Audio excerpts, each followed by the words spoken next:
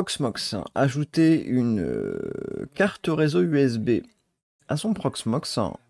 Je vous montre comment faire.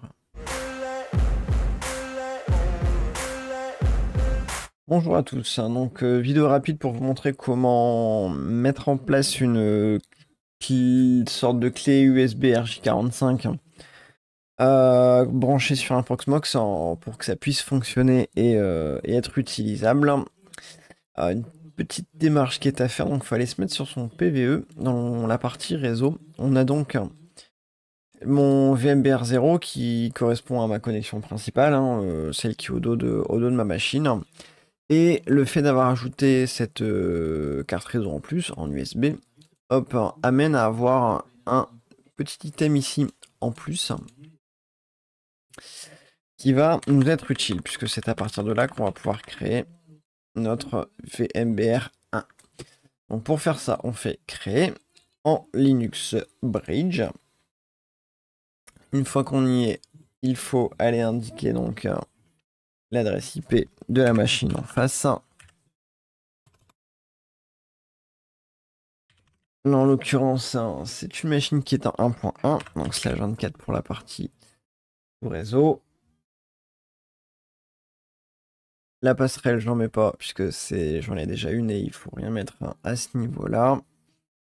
Et ici, le port de pont bridge, eh bien, c'est le nom que vous avez ici. Donc pour moi, c'est ce nom-là qui a été mis.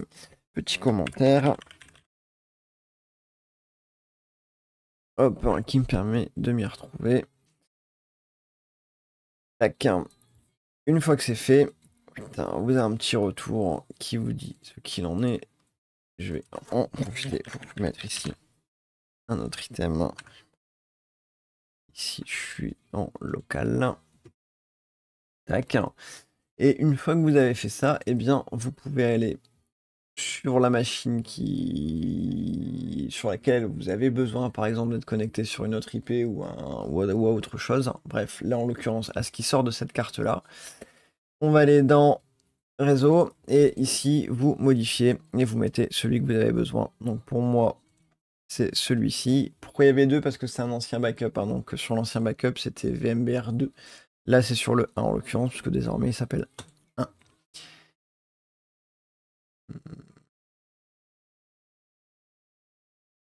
Appliquer la configuration.